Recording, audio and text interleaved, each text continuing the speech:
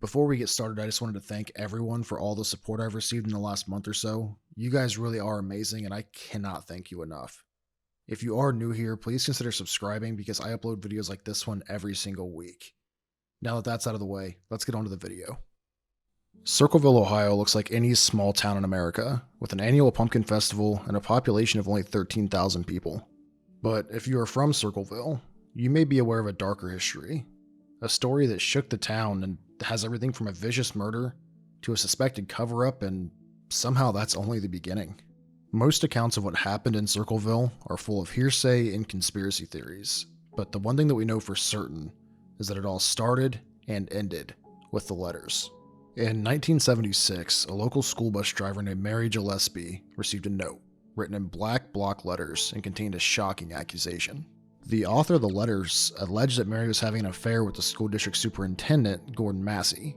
The author also encouraged her to stop before he exposed both of them.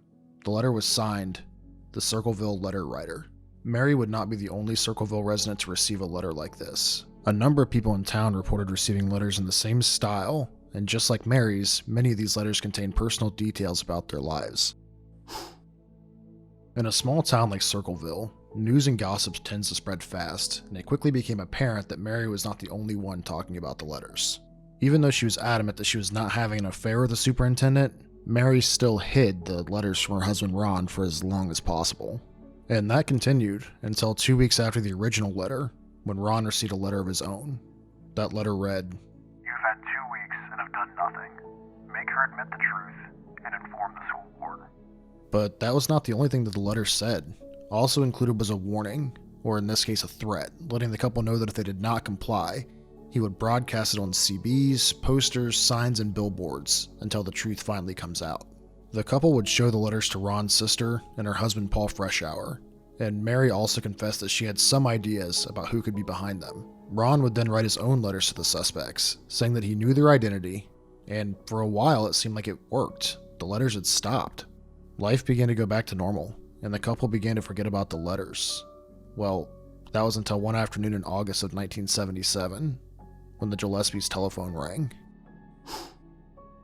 Ron answered the phone and spoke to who he believed was the author of the bizarre letters. Shortly after the call, Ron stormed out of the house. It is speculated that when Ron left, he was going to confront the alleged letter writer, and what would happen next is unclear apart from one thing. Ron Gillespie never made it back home. He would crash his pickup truck into a tree and die that very same night. Initially, the accident was ruled just that, an accident. But when police continued to investigate, it became clear that there was so much more here than meets the eye. Ron had been carrying a gun, which he had fired between the time he left his home and when he crashed his truck, but the bullet would never be recovered. Ron would also be discovered to have a blood alcohol content 1.5 times above the legal limit, and his family was adamant that he was not drunk or drinking when he had left the house. Both of these factors raised suspicion that his death could have been the result of foul play, but ultimately, Sheriff Dwight Radcliffe ruled it as an accident. The sheriff's quick ruling of Ron's death as an accident seemed to infuriate the writer of the letters. Letters began showing up rapidly, once again accusing Mary of having an affair with Gordon Massey, and also accusing the sheriff of covering up Ron's death.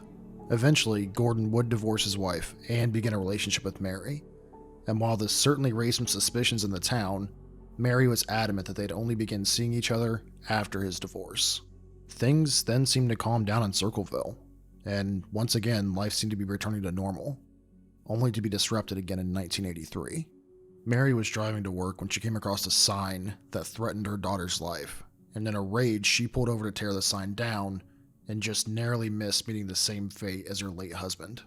The sign was discovered to actually be a booby trap, hiding a box with a loaded gun. Whoever had set up the box hoped for Mary to have the exact same reaction that she did. The mechanism was arranged so that the gun would go off if she pulled the sign down. Thankfully for Mary, the trap malfunctioned, and she was able to report it to the police completely unharmed. During the investigation, police noticed that the gun's serial number was still partially visible, so they immediately set out to track down the gun's owner. It led them to one man, Paul Freshour, who was Mary's ex-brother-in-law and one of the only 2 people that Mary and Ron told about the initial letters. Paul would admit that the gun was in fact his, but that he had lost it years before the incident even occurred. But this wasn't enough for Sheriff Radcliffe. He would bring in Paul for a handwriting test where he forced him to recreate some of the Circleville letters. And the test actually led to the arrest of Fresh Hour for attempted murder. The test would be sent off to a handwriting expert who would testify that he believed Fresh Hour was behind the letters. And even worse, Ron had no alibi on the day that Mary discovered the booby trap. Even though that Paul maintained that he was innocent through the entire trial, he would never testify on his own behalf, and due to that, the trial was over quick. He would be convicted and sentenced to 7 to 25 years in jail. Fresh Hour was imprisoned in Lima, Ohio, but the letters still continued, but they were now postmarked from Columbus. Sheriff Radcliffe would contact the prison and ask them to place Paul in solitary confinement to stop the letters. And even though he was a model prisoner, they agreed to the request. But the letters still continued. When Fresh Hour was eligible for parole, the board actually denied him as a result of the continued letters, even though there was no proof that he was actually the one writing them. And to make matters even worse for Paul, he received a letter from the Circleville letter writer in prison that said, "Now, when are you going to believe that you aren't going to get out of there? I told you 2 years ago. When we set them up, they stay set up. Don't you listen at all?" After receiving the letter, Paul began to accept that he would spend the rest of his life behind bars. But then everything changed. New witnesses would come forward claiming to have seen a man with sandy hair driving a yellow El Camino near the booby trap that was set up for Mary Gillespie. Thanks to this new claim, Paul Fresh Hour would be granted parole and released in 1994.